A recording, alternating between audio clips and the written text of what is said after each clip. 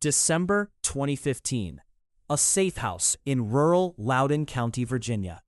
Agent Marcus Webb sits across from Agent Tom Kowalski at a wooden table that's seen better days.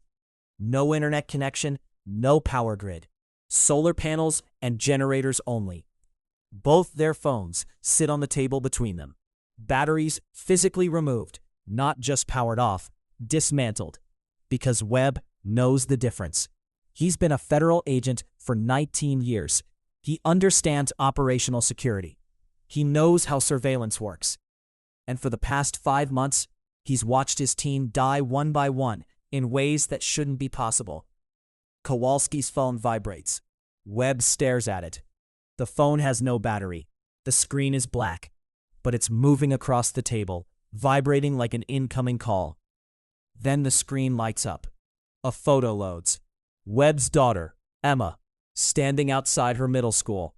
The capture timestamp reads 3:47 p.m. yesterday, but the transmission metadata shows it was sent from Webb's own home security camera 30 seconds ago.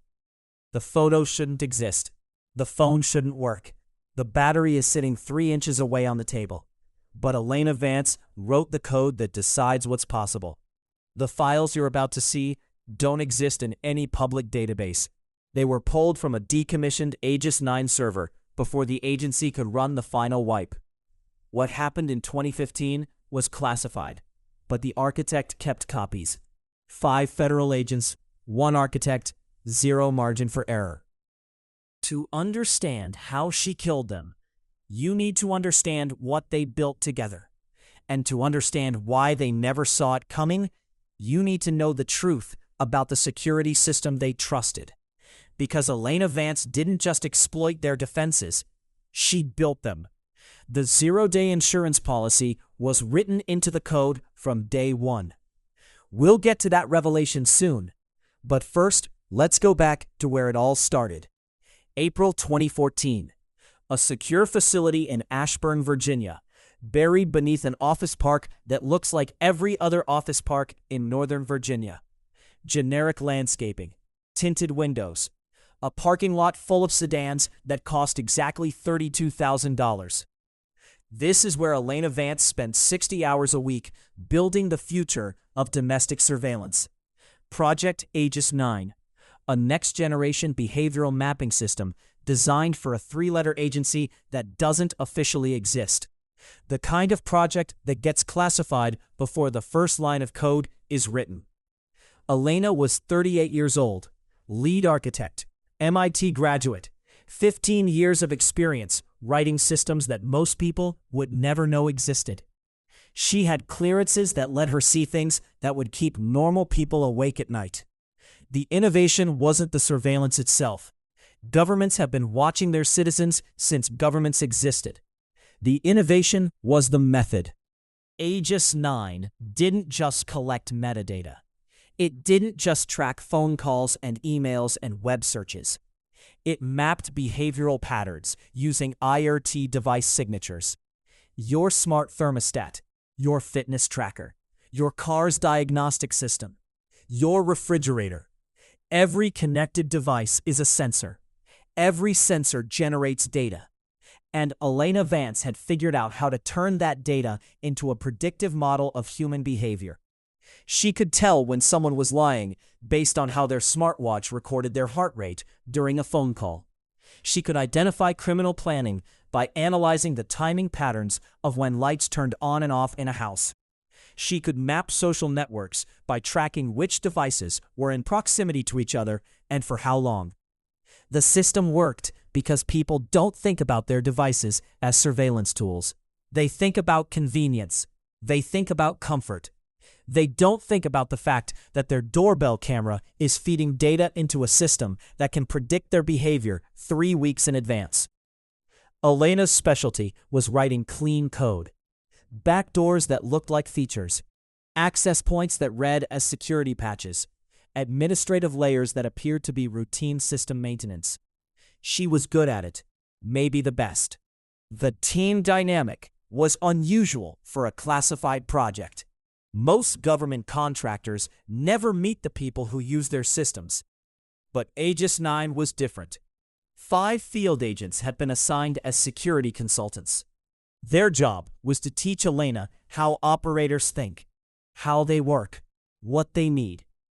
Agent Marcus Webb led the team, 19-year veteran, former military intelligence, the kind of man who checked the exits before he sat down in a restaurant. Agent Sarah Chen was the tech specialist, Stanford graduate, expert in network architecture and penetration testing. She understood systems the way most people understand breathing. Agent David Park handled surveillance operations. He'd spent a decade running electronic monitoring programs across 3 continents. He knew every trick, every exploit, every weakness. Agent Lisa Rodriguez was the interrogation specialist, psychology background. She understood how people broke, how they lied, how they revealed themselves without meaning to. Agent Tom Kowalski managed logistics. He coordinated operations. He made sure the pieces fit together. He was the one who kept everything running when the plans fell apart. They met with Elena twice a week for 6 months. They described real operations, real challenges, real failures. And Elena translated their needs into code. She learned how they thought, how they planned, how they hunted. This would matter later. The ethical tension was always there, buried beneath the technical discussions and the security protocols. Elena understood what she was building. She understood that every line of code was a choice about who gets to hide and who gets exposed. But she told herself it was necessary. She told herself it was for national security. She told herself that the people being watched were criminals and terrorists and threats. She told herself a lot of things that made it easier to sleep at night. She wouldn't sleep well again after March 2015. March 2015. Elena's son Leo turned 15 and collapsed during basketball practice. The diagnosis came 3 days later. Acute lymphoblastic leukemia. Aggressive. The kind that moves fast and doesn't wait for you to process what's happening. Leo was a coding prodigy. He'd been writing Python since he was 9. By 15, he was helping his mother debug Aegis 9 modules. Not the classified components, Elena wasn't that reckless, but the peripheral systems, the data parsing algorithms, the user interface logic. He was good. Better than good. He had an intuition for how systems fit together that most engineers spend decades developing. The chemotherapy started immediately. Elena requested a leave of absence. The agency denied it. Critical project phase. National security implications. They couldn't afford to lose their lead architect for an indefinite period. So Elena worked from home. She set up a secure terminal in her basement. She maintained her clearances. She kept the project moving forward, while her son lost his hair, and his strength, and his ability to keep food down. Her code quality started slipping.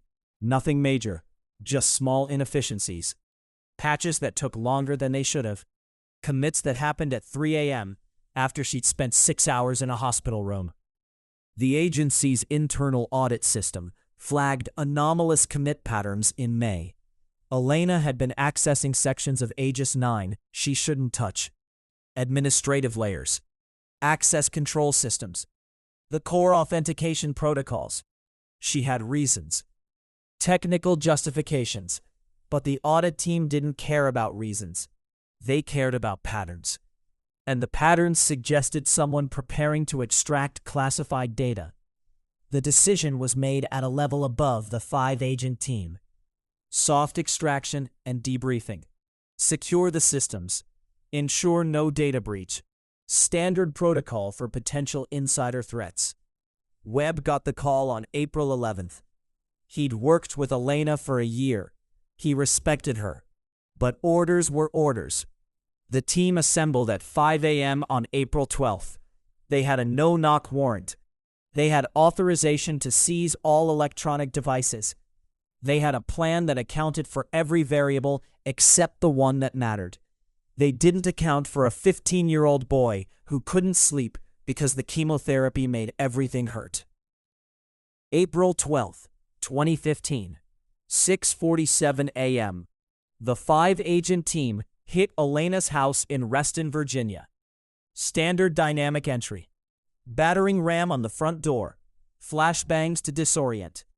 Agents moving through the house in a choreographed pattern they'd practiced 100 times. Leo was in his bedroom. He'd been awake since 4 a.m., browsing coding forums on his tablet, trying to distract himself from the nausea. When he heard the crash downstairs, his first instinct was to check the security camera feed. He grabbed his tablet. The screen glowed blue in the pre-dawn darkness. Agent Marcus Webb came through the bedroom door. He saw a figure in the bed. He saw the blue glow. And in that split second, in that moment of adrenaline and training and 1,000 previous raids, he made a choice. He saw a weapon. 3 shots. Center mass. Textbook.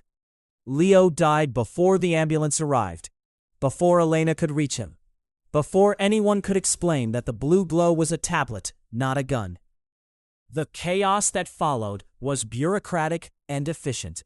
Statements were taken. Evidence was secured.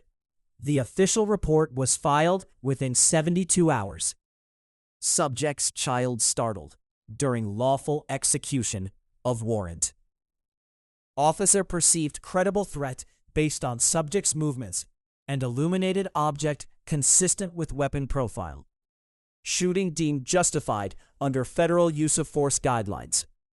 Elena was sedated and detained for 72 hours. When she was released, no charges were filed. Insufficient evidence of data theft. The audit findings were inconclusive. The access anomalies could be explained by legitimate work requirements. She walked out of federal custody on April 15th. Her son was already buried. The 5 agents had received internal reprimands and mandatory counseling. They remained on active duty. The case was closed. Elena Vance opened a new file. May 2015. Elena's public life collapsed in exactly the way you'd expect. She quit her job. She moved to a small apartment in Ashburn. She took a low-level IT position at a community college. Help desk support, password resets, printer troubleshooting. To anyone watching, she was a grieving mother who'd lost everything. Her career, her son, her purpose. What the surveillance didn't see was the Faraday cage she built inside her apartment. Copper mesh woven into the walls of a walk-in closet. A space where electromagnetic signals couldn't penetrate. Where she could work without anyone watching. All her real work happened on air-gapped systems. Computers that had never touched a network. Hard drives that were physically destroyed after each use. The kind of operational security that intelligence agencies use when they're planning something they can't afford to have discovered. Her advantage was comprehensive. She knew every sensor in Aegis 9, every API call, every data handshake, every authentication protocol. The master key revelation came in June. Before the raid, Elena had built a hidden administrative layer into Aegis 9. A god mode that looked like routine system maintenance. Access that persisted even after her credentials were revoked. She could see everything, control everything, and no one knew it existed. The reconnaissance phase began in July. Elena started mapping the digital lives of the 5 agents through the very system they used to watch others. Agent Webb had 14 connected devices in his home. Smart doorbell, Nest thermostat, bedroom camera for his daughter, smart TV, Xbox, even his refrigerator was connected.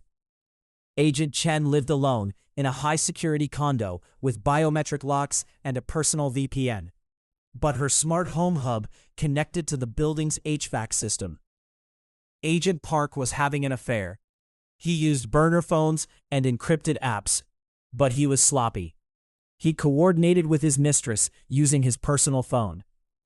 Agent Rodriguez was a single mother, highly protective of her teenage daughter. She used agency resources to monitor her daughter's online activity.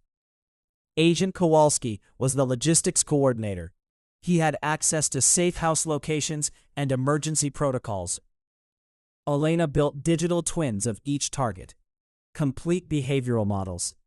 She knew their routines, their fears, their relationships, their vulnerabilities. She wasn't planning murders. She was writing code. Before we continue, I need you to count something. How many devices in your home connect to the internet right now? Your phone, your TV, your thermostat, your doorbell, your refrigerator, your watch, your car. In 2015, the average American home had 7 connected devices. Today, it's 22. Every single one of them is a sensor, and every sensor is a potential weapon. The 2015 Internet of Things landscape was a security nightmare. Every manufacturer racing to add connectivity to products that didn't need it. Every device shipped with default passwords and unpatched vulnerabilities. Smart home hubs that control everything from door locks to coffee makers. Fitness trackers that monitored heart rates and sleep patterns. Cars that reported diagnostic data to manufacturers. Medical devices that transmitted patient information to doctors. All of it connected. The agents understood operational security in theory. They knew how to secure classified systems. They knew how to detect surveillance. But they treated home devices as civilian tech. Convenience items that existed outside the threat model. This was the gap Elena exploited. Agent Webb's smart doorbell used a common wireless protocol with known vulnerabilities. His thermostat connected to the internet through his home router. His bedroom camera transmitted unencrypted video. His Xbox reported his gaming habits to Microsoft servers. Each device was a sensor. Each sensor generated data. And Aegis 9 had been designed to aggregate that data into a comprehensive behavioral profile. Elena used the system's own device fingerprinting to build a complete map of each agent's digital ecosystem. She knew which devices were online at any given moment. She knew their firmware versions. She knew their security configurations. More importantly, she knew how they connected to each other. The psychological component mattered as much as the technical. Elena wasn't just tracking devices. She was learning patterns. These patterns revealed vulnerabilities that no security audit would catch. Human habits, emotional attachments, the small routines that make people predictable. Webb checked his daughter's bedroom camera every night at 10 p.m. Chen adjusted her thermostat before bed. Park's personal phone was always within 3 feet of his work phone. By August, she was ready. The hunters had become the database, and she had root access. Across town, Agent Chen was adjusting her thermostat to 68 degrees. August 2015. Agent Sarah Chen lived in a high-security condo in Arlington. Biometric locks on the front door. Personal VPN for all her internet traffic. Encrypted messaging for work communications. She understood digital security better than anyone on the team. She was also the first target, because Elena knew that Chen was the only one who might detect the intrusion. Chen's apartment was on the 8th floor of a building that catered to government contractors and intelligence professionals. The kind of place where everyone had security clearances and no one asked questions about their neighbor's work. Her smart home setup was minimal compared to the other agents. No doorbell camera, no voice assistants. But she did have a Nest thermostat connected to the building's HVAC system. A single point of failure that most security professionals wouldn't consider a vulnerability. Elena's approach was surgical. She used Aegis 9 to send a firmware update to Chen's thermostat. The update appeared legitimate, signed with valid certificates, pushed through official channels. It passed every security check because Elena had written the security checks. Here's the critical detail most people miss. Security isn't about stopping attacks. It's about defining what counts as an attack.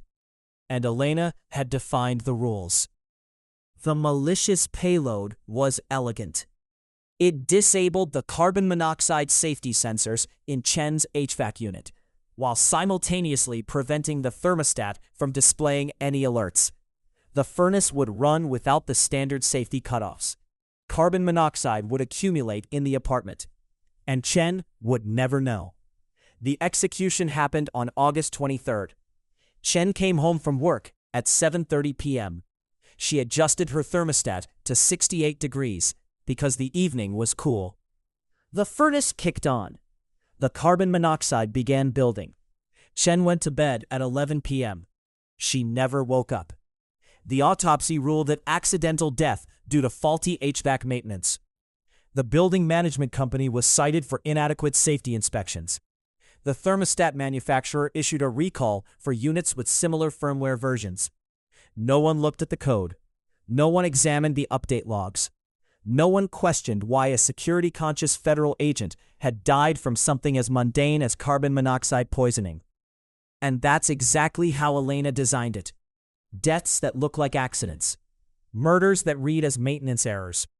The perfect crime isn't one that can't be solved. It's one that no one thinks to investigate. But Elena left a signature, a single anomaly in the system logs, a timestamp that matched Leo's death certificate down to the second.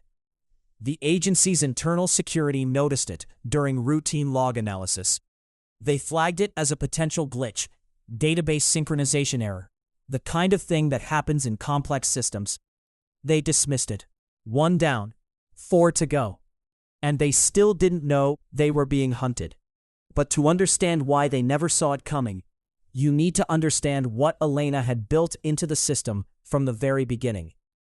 Here's what the agency didn't understand about Elena Vance, and what they couldn't have understood, because admitting it would mean acknowledging their own fundamental mistake.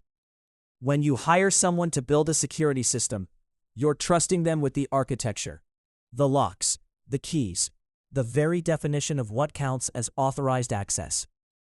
Elena built Aegis 9 with a hidden administrative layer, not a backdoor in the traditional sense. Those get found during security audits. This was deeper, embedded in the system's core logic. A God mode that looked like routine maintenance protocols. The technical implementation was elegant. Most security systems have multiple authentication layers, user credentials, access tokens, session management. Each layer validates the one below it. But someone has to write the validation logic. Someone has to define what counts as legitimate access. Elena wrote that logic, and she wrote it with a master key that persisted regardless of credential revocation. When the agency terminated her access after Leo's death, they followed protocol, disabled her accounts, revoked her tokens, removed her from all access control lists. Every security checklist showed green. Every audit confirmed she was locked out. But those audits were checking against rules Elena had written. They were validating access using code Elena had designed. They were operating within a framework where she'd already defined the exceptions. The God mode worked through the system's update mechanism. Aegis 9 needed to patch itself regularly. Security vulnerabilities, performance improvements, new features. Every system does. Elena built the update validator, the code that determined whether an incoming patch was legitimate, whether it came from an authorized source, whether it should be trusted and executed. And she gave herself permanent authorization, not through her user account. That could be disabled. Through a cryptographic signature embedded in the update system itself. A signature that said, "This code is trusted," in a way the system couldn't question. Let that sink in for a second. The agency paid Elena to build a system they couldn't control. They requested the features that made it vulnerable. They approved the architecture that gave her permanent access. They signed off on their own destruction. She built redundancy into her redundancy. 48 separate access points, each one disguised as something else. Different entry vectors, different authentication methods, different privilege escalation paths. Even if they found most of them, most wasn't all. This was the zero-day insurance policy. Not a vulnerability that could be patched, not an exploit that could be blocked. A fundamental design feature that had been requested, approved, and implemented. Hidden in plain sight within the system requirements. The agency wanted total control over their surveillance infrastructure. They wanted a system that could evolve and adapt without depending on any single person. What they got was a system that would always depend on its architect, because the architect had written the code that defined what always meant. By the time Chen died, Elena had been inside Aegis 9's administrative layer for 3 months, watching, learning, mapping every connected device the agents used, building attack vectors that were invisible to the system they trusted to protect them. Their own hubris had become the murder weapon. The same overconfidence that let them raid a home at dawn without considering the presence of children. The same certainty that their security was unbreakable because the best architect had built it. They never considered what happens when the architect decides the system needs to be destroyed. Webb couldn't sleep. Chen's death was 6 weeks old, and something didn't fit. She'd been obsessively careful, checked her smoke detectors monthly, understood risk assessment better than most people understood their own names. And she died from carbon monoxide poisoning, 4 months after the raid that killed Leo. Webb pulled the audit logs from Aegis 9, checked for unauthorized access, looked for patterns that shouldn't exist. He found it. A timestamp anomaly in Chen's HVAC logs. The exact date and time, April 12, 2015, 6:47 a.m. Leo Vance's death certificate. Webb ran it through multiple analysis tools, cross-referenced it with system maintenance schedules, tried to find an explanation that made sense. For 72 hours, he got closer to tracing the access point back to Elena's location. But Elena detected his investigation through the system's own monitoring tools. She watched him work in real time, saw every query he ran, every log file he accessed, every conclusion he drew. The cat and mouse dynamic was asymmetric. Webb was hunting a ghost while the ghost watched him hunt. Elena's countermove was subtle. She used his investigation to map his personal security protocols. Which devices he trusted, which networks he used, which communication channels he considered secure. Most importantly, she discovered the safe house. Webb had mentioned it in an encrypted email to his supervisor. A completely offline location in rural Loudoun County. Webb was the most paranoid member of the team. If she could reach him there, she could reach anyone anywhere. By late September, Webb had a working theory. Someone with deep system knowledge was targeting the team. Someone with a motive. He reported his findings to the Threat Assessment Division. He thought he was hunting a ghost. October 2015. Agent David Park was having an affair with a woman named Jennifer, who worked in the State Department. His wife didn't know, his colleagues didn't know. He thought it was a secret. Elena knew everything. Park's vulnerability wasn't technical. It was human. He was using burner phones to coordinate with Jennifer. He was using encrypted messaging apps.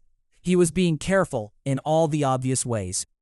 But he was sloppy in the ways that mattered. He kept his personal phone within 3 feet of his burner phone at all times. He used the same charging cable for both devices. He connected to the same cell towers in the same patterns. The metadata told the whole story. And Aegis 9 was designed to analyze metadata. Elena's attack exploited SS7 protocol vulnerabilities. The Signaling System 7 protocol is the backbone of cellular networks worldwide. It handles call routing, SMS delivery, and roaming. It was designed in the 1970s when security wasn't a primary concern. Stop for a second. This next part matters. Because understanding the SS7 exploit isn't just about how Park died. It's about understanding why your phone is fundamentally insecure right now. SS7 is a signaling protocol. When you make a call, your phone doesn't directly connect to the recipient. It sends a signal through SS7 that tells the network where to route the call. The system assumes every request is legitimate. It assumes every query comes from an authorized network operator. It doesn't verify. It doesn't authenticate. Elena sent queries through the SS7 network that appeared to come from a legitimate carrier. Requests for location updates. Requests for call detail records. Requests for SMS routing information. The network answered every query because it had no way to distinguish her requests from legitimate ones. She didn't need to hack Park's phone. She hacked the infrastructure his phone trusted. The difference matters. None of it would have mattered because SS7 operates below that layer, below the apps, below the operating system, in the backbone of global telecommunications. The flaw has been known since 2008. It's been documented in security conferences, demonstrated to legislators, explained to telecom executives, and it still exists. Here's what the agency doesn't want you to know. This vulnerability is still active, right now, in the phone you're holding. So instead, we live with a communication system that's fundamentally broken. And people like Elena, people who understand the architecture, can exploit it at will. The SS7 flaws let Elena intercept Park's location data without touching his devices. She cloned his phone's IMEI number. She monitored his calls and texts in real time. She built a complete picture of his affair, including meeting locations, frequency, and communication patterns. Then she weaponized it. Elena sent messages to Park's wife from this cloned phone number. Screenshots of texts with Jennifer, photos that appeared to be from his camera roll, bank statements showing hotel charges and restaurant bills. But she added fabricated evidence, texts discussing classified information, photos that suggested Park was selling secrets, financial records showing suspicious transfers. The messages made it look like Park wasn't just having an affair. He was committing espionage. Park's wife forwarded everything to the FBI. The agency launched an internal investigation. Park was suspended pending review. His clearances were revoked. The psychological warfare was precise. Elena knew Park's personality profile. She knew he couldn't handle the pressure. She knew he'd break. On October 17th, Park crashed his car into a concrete barrier on Interstate 66. Speed 90 miles per hour. No brake marks, no attempt to avoid the collision. The official ruling was suicide due to personal stress and pending disciplinary action. The investigation into his alleged espionage was quietly closed when no evidence of actual wrongdoing could be found. Elena planted a second signature in the crash scene metadata. Leo's last school picture embedded in a file on Park's phone. The timestamp showed it had been added 30 seconds before the crash. The forensics team found it during their analysis. They flagged it as anomalous, but they had no framework for understanding what it meant. 2 dead, 3 remaining. The Threat Assessment Division took Webb's findings and performed a comprehensive digital autopsy. They pulled every byte of data from both Chen and Park's cases. System logs, network traffic, device telemetry, communication records. They found the pattern Webb had missed. The timestamp anomaly wasn't just in Chen's logs, it appeared in Park's cellular metadata too. Both cases referenced April 12, 2015. Leo Vance's death certificate. The connection was too specific to be coincidental. They pulled Elena's complete digital profile, bank records, phone logs, internet activity, location data, security footage. What they found was disturbing in its absence. Elena had virtually no digital footprint after May 2015. Minimal phone usage, no social media, no unusual purchases, no travel. She'd been living almost entirely offline, moving through the world like someone who understood exactly how surveillance systems worked. The agency dispatched the 3 remaining agents to bring her in: Webb, Rodriguez, and Kowalski.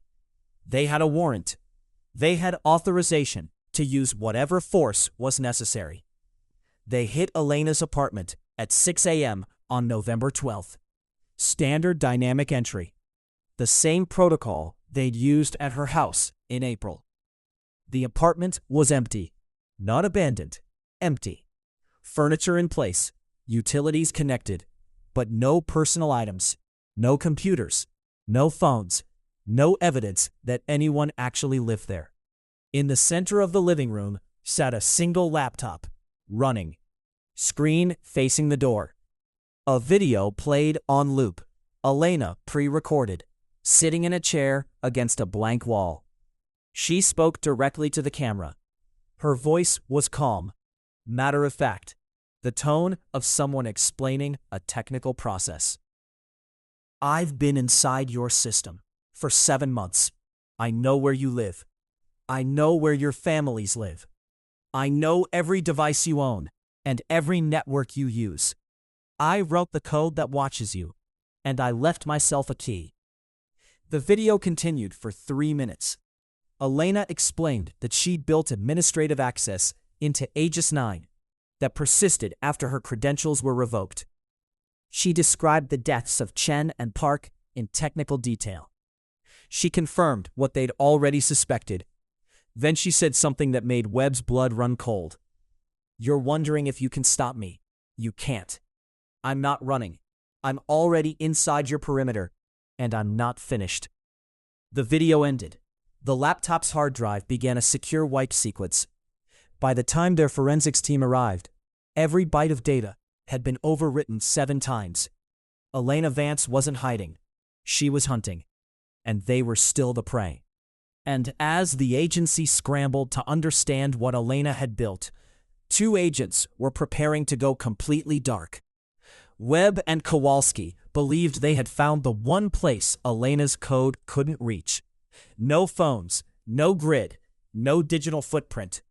A safe house that existed outside the surveillance network. They were wrong, because Elena Vance hadn't just built backdoors into their software. She had built them into the very laws of physics they relied on. And the proof would be sitting on a wooden table in rural Virginia, waiting to vibrate. But before Webb could understand the full scope of what he was facing, Elena had one more lesson to teach about the cost of underestimating a mother's grief. What I'm about to describe has never been publicly documented. The agency classified these operational details for a reason. If you're still watching, you're about to understand why. Rodriguez knew she was being hunted. Webb had warned the remaining team members after the agency's investigation pointed to Elena. But knowing you're a target and protecting yourself are 2 different problems. Rodriguez was fiercely protective. She monitored Maya's phone. She tracked her location. She used agency resources to run background checks on her daughter's friends. Elena knew all of this. She'd been watching Rodriguez's digital behavior for months. She understood the psychology. A mother who'd lost control of everything except her ability to protect her child. Elena's approach was cruel in its precision. She created a fake online predator profile, a man named David, who targeted teenage girls through social media. The profile was sophisticated. Complete backstory, realistic photos, behavioral patterns that matched known predators. David began following Maya on Instagram in early November, liking her posts, leaving comments that were just inappropriate enough to be concerning. Rodriguez noticed immediately. She ran the profile through agency databases. She found nothing because Elena had created the identity from scratch. Rodriguez began investigating David using every tool at her disposal. She traced IP addresses that Elena had deliberately left as breadcrumbs. She followed digital trails that led exactly where Elena wanted them to lead. The trail pointed to an abandoned data center in Ashburn, the old Mount Weather backup facility, a Cold War-era bunker that had been decommissioned in 2008. Rodriguez went alone. She didn't tell her colleagues because she was using agency resources for personal reasons. She didn't tell her supervisor because she couldn't admit she'd been monitoring her daughter without authorization. She entered the facility on November 18th at 9:30 p.m. The security system had been disabled. The doors were unlocked.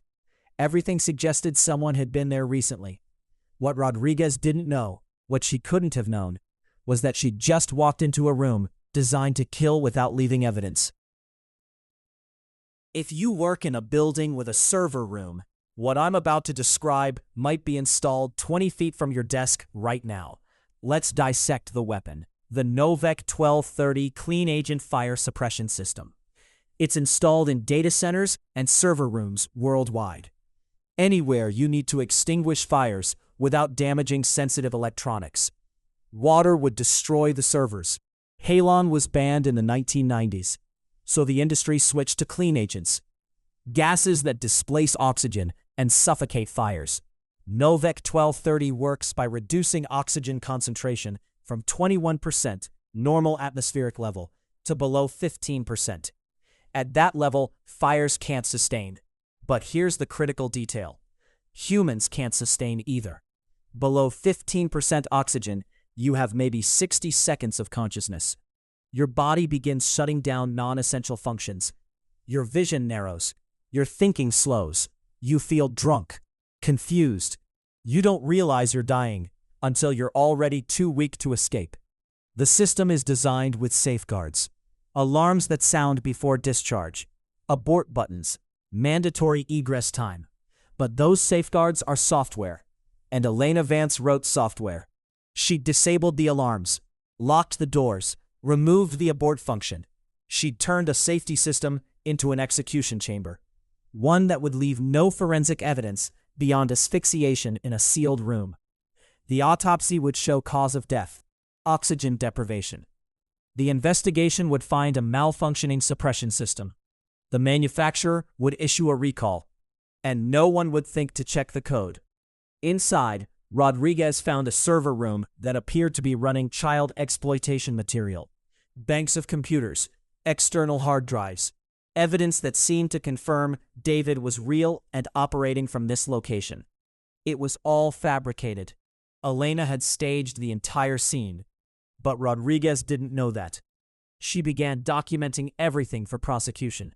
She took photos. She started cataloging the equipment. That's when Elena triggered the facility's automated fire suppression system. Not the water sprinklers. The Novec 1230 Clean Agent System designed to protect sensitive electronics by displacing oxygen. The room sealed automatically. The gas flooded in. Rodriguez had approximately 60 seconds before the oxygen level dropped below what human lungs needed to function. She tried the door. Sealed. She tried her phone. No signal in the underground facility. She tried to break the observation window. Reinforced glass designed to withstand explosions. Rodriguez died of asphyxiation at 9:47 p.m. Her body was found 3 days later when a security patrol noticed the facility's door was ajar. The investigation was chaotic. The evidence of child exploitation disappeared.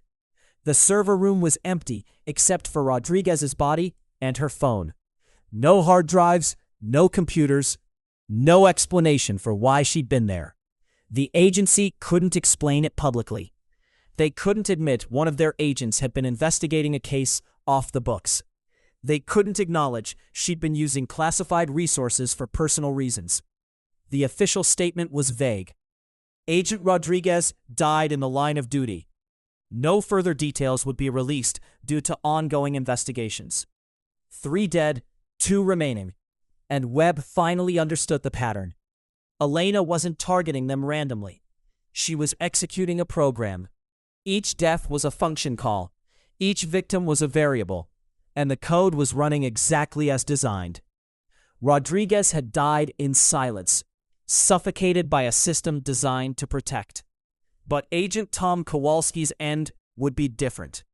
It would be fire, the kind that starts in your pocket and spreads faster than you can scream. The kind that comes from a phone that shouldn't be able to generate heat because the battery is sitting on a table 3 feet away. We'll examine the thermal runaway exploit in a moment. But first, Webb and Kowalski had to learn that there's no such thing as a safe house when the architect controls the infrastructure. 3 agents dead, 2 survivors. Webb made the call that would define everything that followed. They were going off-grid. They abandoned their homes. They turned off their phones and removed the batteries. They left their cars in long-term parking garages. They told their families they were on assignment and couldn't be contacted. They retreated to Webb's off-grid safe house in rural Loudoun County, a cabin he'd built himself over 3 years. No internet connection, no power grid, solar panels and a backup generator, manual locks, analog communication only. The location wasn't in any database. Webb had purchased the land through a shell company. He'd paid contractors in cash. He'd built it specifically for a scenario like this. The security measures were extensive. Faraday cage construction in the walls. No wireless devices of any kind. A perimeter alarm system that ran on a closed circuit. Supplies for 6 months. Weapons and ammunition stored in a hidden basement cache. Webb believed they'd finally escaped the net. They'd gone to ground in a location that existed outside the digital world. A place where Elena's code couldn't reach them. Kowalski wasn't as confident. He'd seen what Elena had done to Chen, Park, and Rodriguez. He understood they were dealing with someone who thought 3 steps ahead. Someone who'd been planning this for months while they'd been oblivious. The psychological toll was severe. Webb started sleeping in 4-hour shifts. He checked the perimeter every 2 hours. He jumped at sounds that turned out to be wind or animals. The paranoia that had kept him alive for 20 years in federal law enforcement was now consuming him. Kowalski tried to maintain some normalcy. He cooked meals. He kept a routine. He suggested they couldn't stay hidden forever. Eventually, they'd have to either confront Elena or disappear permanently. Webb refused both options. He believed Elena would make a mistake. She'd reveal her location. She'd leave a trail they could follow. They just needed to wait her out. 2 weeks passed. Nothing happened. No attacks, no contact. No indication that Elena knew where they were. Webb began to believe they'd succeeded. They'd broken the pattern. They'd found a gap in her surveillance network. The safe house was living up to its name. December 15th. Kowalski's cabin fever was getting worse. He paced constantly. He stared out windows at empty forest. He talked about his wife and kids, about how they must be worried, about how he couldn't even send them a message to say he was alive. Webb understood, but he also understood that any contact with the outside world would give Elena a vector. One phone call, one text message, one moment of weakness, and she'd have them. Kowalski agreed. He kept his old phone in his jacket pocket. Battery removed, SIM card destroyed. Just a dead piece of electronics he couldn't bring himself to throw away. December 16th, 3:30 a.m. Webb was on perimeter patrol when he heard Kowalski scream. He ran back to the cabin, found Kowalski standing in the living room, staring at the table, at his phone. The phone that shouldn't work. The phone with no battery and no SIM card. The screen was glowing. A photo was loading. Webb's daughter at school. The capture timestamp read 3:47 p.m. yesterday. But the transmission data showed it had been sent from Webb's own home security camera 30 seconds ago. The photo shouldn't exist. The phone shouldn't work. But Elena Vance had written the code that decided what was possible, and now Webb understood. He'd been watching this moment approach for 4 months without knowing it. Webb grabbed the phone, threw it against the wall. The screen shattered but kept glowing. The photo remained visible through the cracks. Kowalski was backing toward the door. His face was pale. His hands were shaking. He understood what this meant. Elena hadn't lost them. She'd been waiting, watching, letting them believe they were safe. The phone Webb had thrown was his own device, grabbed in panic from the table. But Kowalski's phone The one that had first displayed the photo still sat on the floor where it had vibrated, intact. Webb tried to think, tried to process how this was possible. A phone with no power source couldn't function. It violated basic physics. Unless the power source wasn't the battery. Unless Elena had found a way to activate something deeper in the hardware.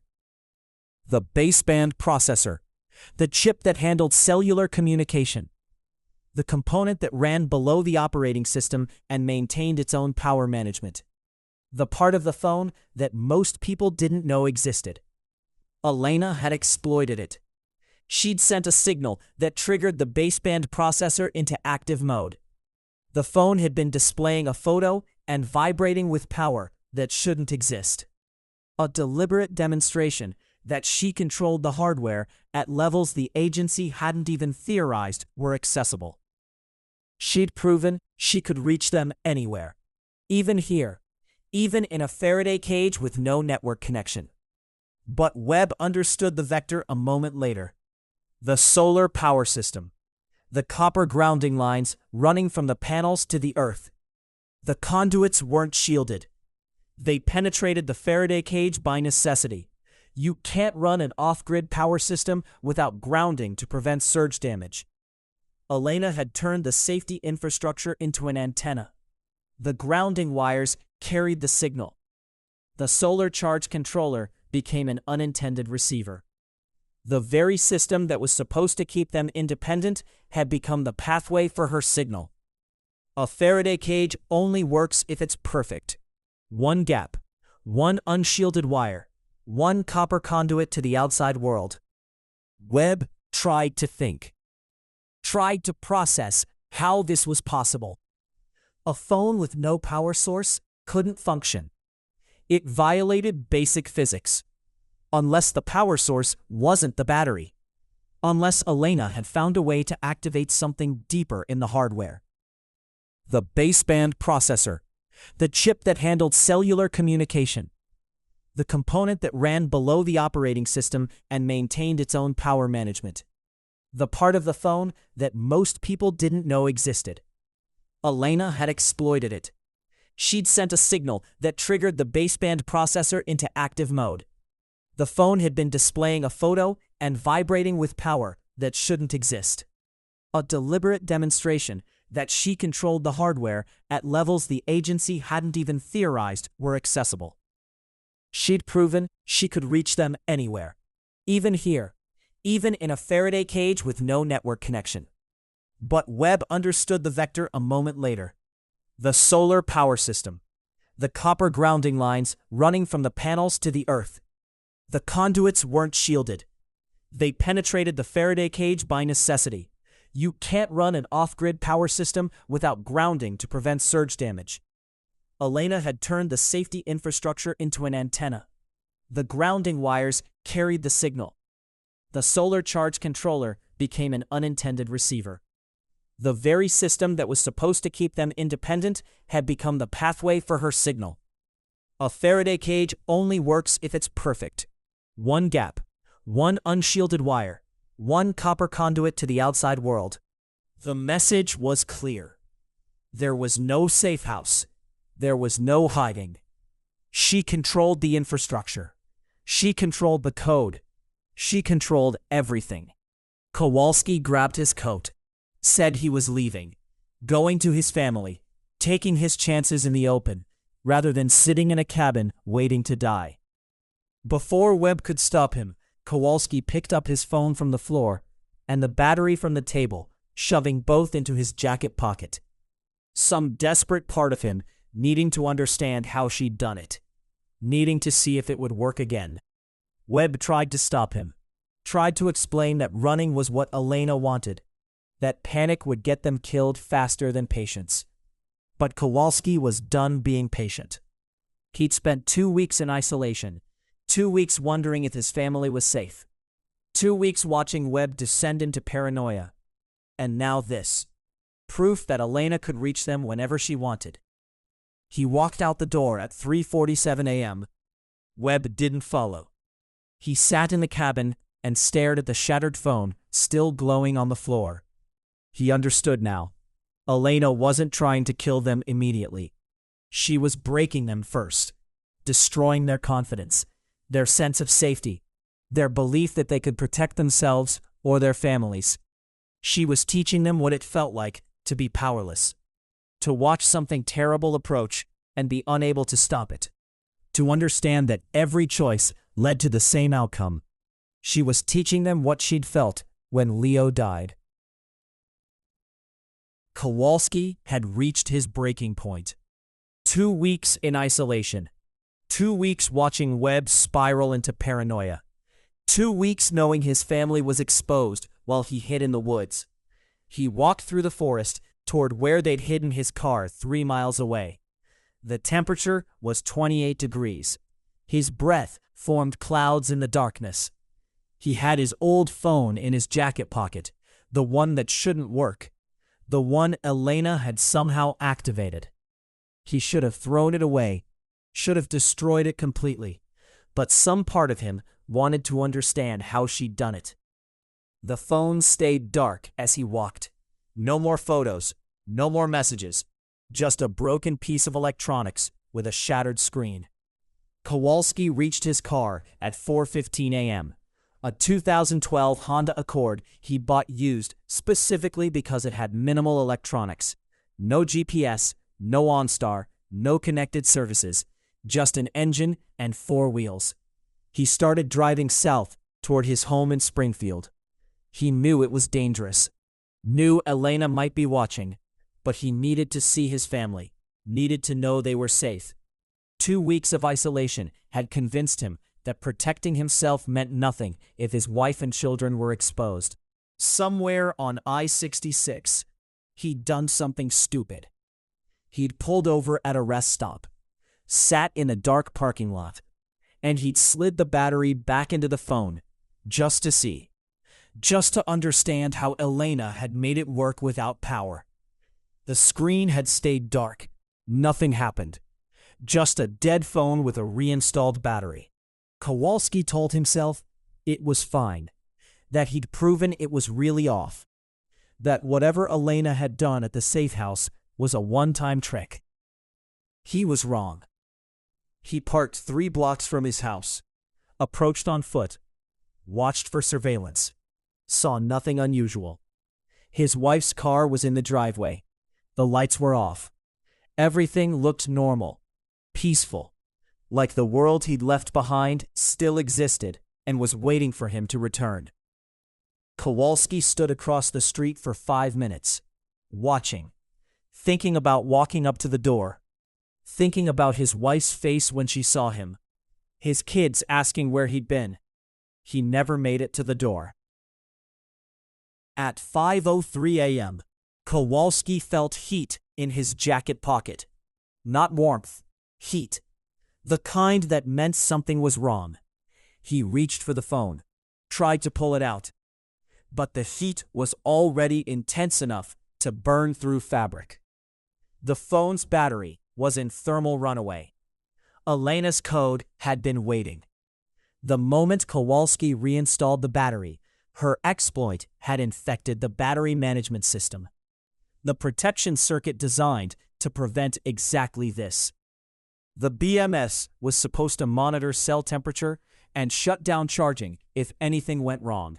Instead, Elena had rewritten its logic, forced it to push current into cells that were already unstable.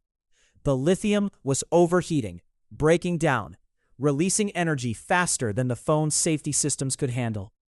Kowalski dropped the phone on the sidewalk. It was glowing now. Not from the screen, from the heat. The plastic case was melting. Smoke was rising. Then it ignited. A small flame at first, then larger. The lithium burning with an intensity that couldn't be extinguished with water. The kind of fire that burned until all the fuel was consumed. Kowalski tried to stomp it out, tried to kick it away from himself, but the flames had already caught his jacket. The synthetic fabric melted and burned. The fire spread faster than he could react. He ran, tried to remove the jacket, but the melted materials stuck to his skin. The flames followed him, fed by the fabric, fed by the panic that made him move faster and breathe harder and give the fire more oxygen. A neighbor heard the screaming, called 911, ran outside with a fire extinguisher, but by the time he reached Kowalski, the damage was done. Third-degree burns over 60% of his body. Smoke inhalation, shock. Kowalski died in the ambulance at 5:34 a.m. The EMTs did everything they could, but some injuries are too severe. Some fires burn too hot. The investigation focused on the phone. Fire marshals examined the remains. They found evidence of battery failure, the kind of catastrophic malfunction that happened rarely but wasn't unheard of. Lithium batteries were dangerous. Everyone knew that. Airlines banned them from checked luggage. Manufacturers issued recalls. The official ruling was accidental death due to defective consumer electronics. The phone manufacturer issued a statement expressing condolences. They launched an internal investigation. They found nothing, because Elena's exploit had left no trace in the hardware. But she left her signature in the data. The phone's last photo before ignition was Leo's grave marker. The timestamp showed it had been taken that morning. Uploaded through a network that shouldn't have been accessible. Embedded in firmware that had been rewritten remotely. The forensics team found it during their analysis. They flagged it as impossible. Phones didn't work without batteries. Dead networks didn't transmit data. The laws of physics didn't bend because someone wrote clever code. Except Elena had proven they did. She demonstrated that the rules everyone assumed were absolute were actually just suggestions. Constraints that could be bypassed if you understood the system deeply enough. 4 dead, 1 remaining. And Marcus Webb was alone with the architect who built the cage he was trapped in. What he did next, what he chose not to do, is why this file stayed classified for 9 years. The message arrived on a frequency that shouldn't have been active. A dead channel, a ghost signal. The kind of communication that only happens when someone wants you to know they can reach you anywhere. Elena was done hiding. She was ready to finish this. The message came through an emergency channel from the original Aegis 9 development. A line that had been officially decommissioned after the project went live. A frequency that shouldn't exist anymore. The message was simple. GPS coordinates. A time. Midnight, 3 days from now. The location was the primary Aegis 9 server facility in Ashburn. The bunker buried beneath a nondescript office park. The physical infrastructure that housed the system Elena had built. Webb understood what this meant. Elena was offering a meeting. A final confrontation. She was giving him a choice. He could run, disappear into witness protection, change his identity, spend the rest of his life looking over his shoulder, wondering if she'd find him, wondering if his family was safe. Or he could end this, face her, accept whatever consequences came from the choice he'd made in that bedroom 9 months ago. Webb chose to meet her, but he didn't go alone. He brought the agency's tactical response team, 12 operators, full tactical gear, authorization to use lethal force if necessary. They planned the operation for 72 hours. They mapped the facility. They identified entry points and fallback positions. They established communication protocols and rules of engagement. They were walking into a trap. They knew it. But sometimes the only way out of a trap is through it. The irony wasn't lost on Webb. He had to use Aegis 9 to coordinate the operation. The same system Elena controlled. The same infrastructure she'd weaponized against his team. Every communication, every tactical decision, every movement was visible to her in real time. He was using her own creation to hunt her, and she was watching him do it. January 15th, 2016, 11:47 p.m. Webb and the tactical team entered the Aegis 9 facility. They moved through security checkpoints that had been disabled, through corridors that should have been locked, but weren't. down stairways that descended into the Cold War-era bunker that housed the servers. The facility was a relic, built in the 1960s to survive nuclear war. Reinforced concrete walls 3 feet thick, air filtration systems, independent power generation, the kind of place designed to keep functioning when the world above had ended. Now, it housed the digital infrastructure of a surveillance system that watched millions of Americans without their knowledge or consent. Servers that processed terabytes of data every hour. Algorithms that predicted behavior and identified threats and built profiles of people who'd never committed crimes. Webb had helped build this system. He'd provided operational requirements. He'd tested the interface. He'd trained other agents on how to use it. He'd believed it was necessary, that the security it provided justified the privacy it violated. Now he understood the cost, not in abstract terms, not in policy debates or congressional hearings, but in the bodies of his team, in the fear his daughter would grow up without a father, in the knowledge that he'd killed a child and faced no consequences. What happened in that server room was never officially recorded. The tactical team's body cameras malfunctioned simultaneously at 11:52 p.m. The facility's internal surveillance showed only static. The only record that exists is Webb's written statement, filed 3 days later and immediately classified. This is what he described. The descent took 8 minutes. They reached the central server room at 11:55 p.m.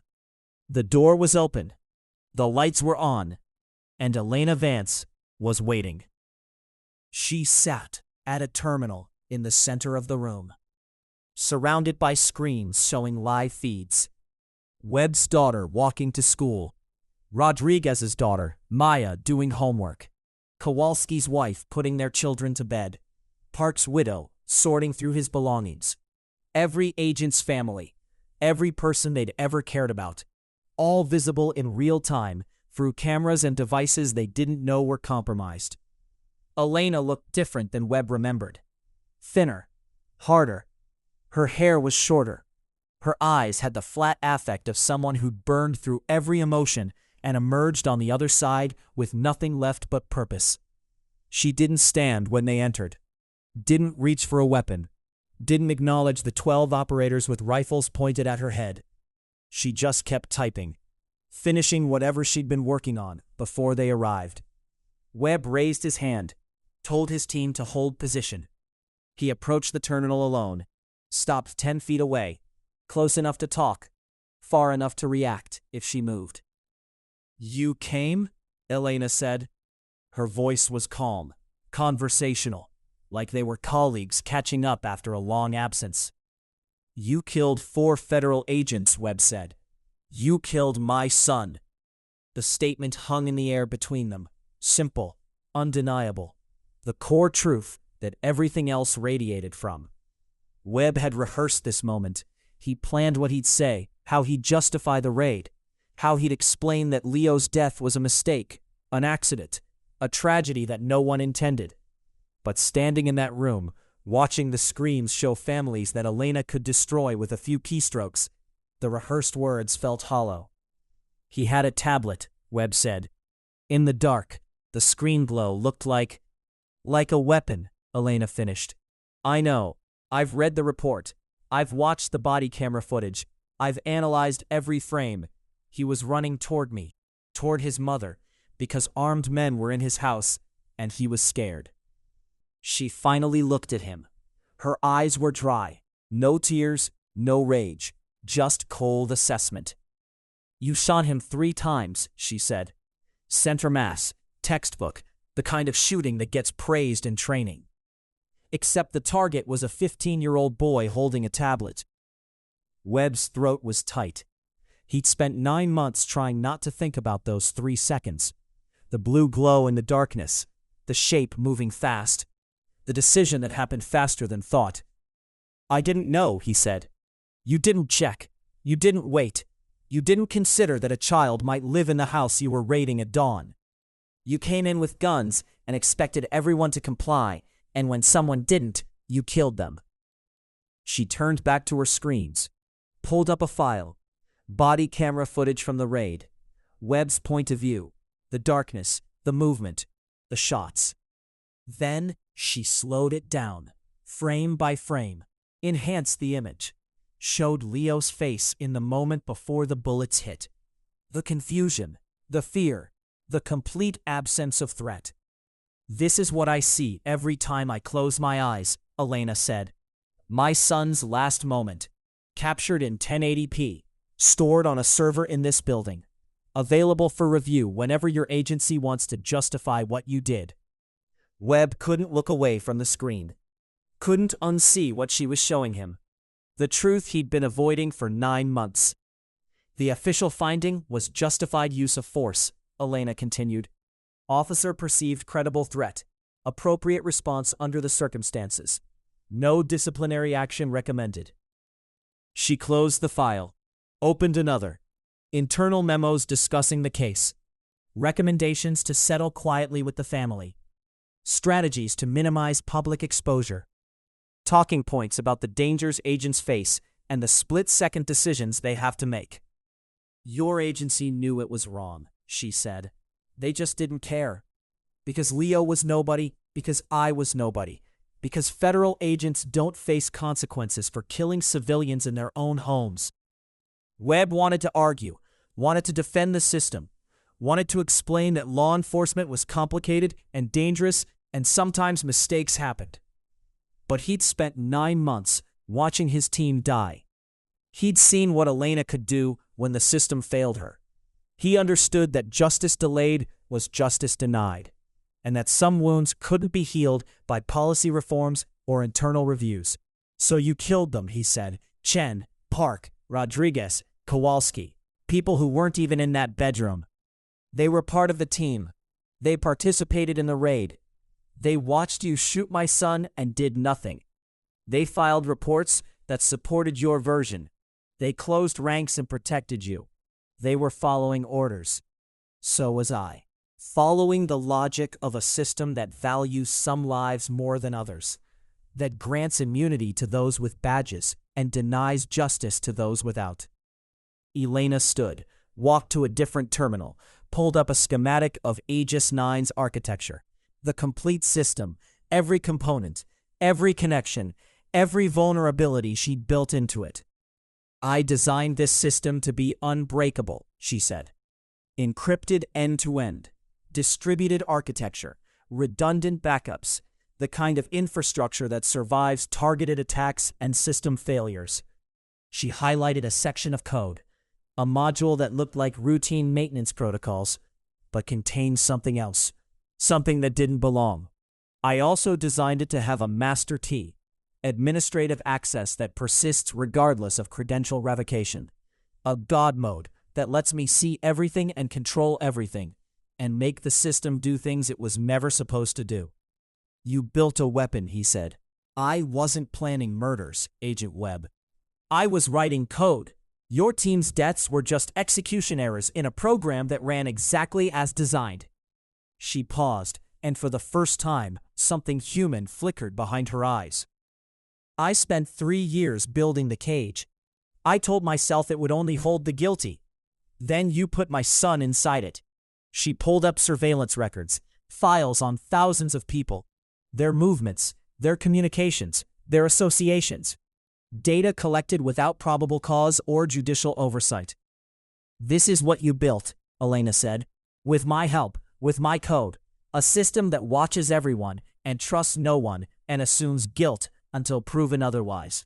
We were protecting people, he said. You were protecting power. I built a dead man's switch, she said. If my heart stops, if this sensor loses contact with my skin, if any of your operators shoots me, this program activates. She showed him what would happen. Every classified operation, every illegal surveillance record, every agency secret stored in Aegis 9, all of it uploaded to public servers, distributed across the internet. You can kill me, Elena said, but the truth comes with me. What do you want? Webb asked. I want you to understand what you took from me. I want you to feel what I felt. I want you to know that your daughter is alive right now because I chose to let her live. Watch it, she said, all of it, every frame, and tell me it was justified. Webb watched. He'd avoided this for 9 months. But watching it now, he saw what he'd been refusing to see. Leo wasn't reaching for a weapon. He was running toward his mother. The tablet in his hands was showing the security camera feed. He was trying to warn her, trying to help, and Webb had killed him for it. I'm sorry, Webb said. Sorry doesn't bring him back. Sorry doesn't undo what you did. Sorry is what people say when they want forgiveness without consequences. I'm uploading this now, she said. This system will eat itself from the inside, Elena said. Why not just release everything now, he asked. You have a choice now, she said. You can arrest me, or you can let me walk out of here. There's a third option, Webb said. You could, Elena agreed. She was right. Elena walked toward the door. He didn't give it. Every system has a master key, she said. Then she was gone. Webb stood in the server room. Elena Vance had won. She'd taught them what she felt when Leo died, and that lesson would haunt them forever. Elena Vance was never found. The 4 agents' deaths were officially ruled accidental. Agent Marcus Webb took early retirement. Aegis 9 was officially decommissioned in 2017. But security researchers still find fragments of it. Here's what keeps Webb awake at night. If your smart home hub ever reboots at 3 a.m. for no reason, that's probably just a scheduled update. Probably. Or maybe it's not. Because Elena Vance wrote the code, and she never actually left the system. Every system has a master key, and Elena Vance was the best architect they ever had. And somewhere out there, in a system that touches your life every day, Elena Vance is still writing code. If you found this valuable, save it, share it, subscribe for more digital forensics.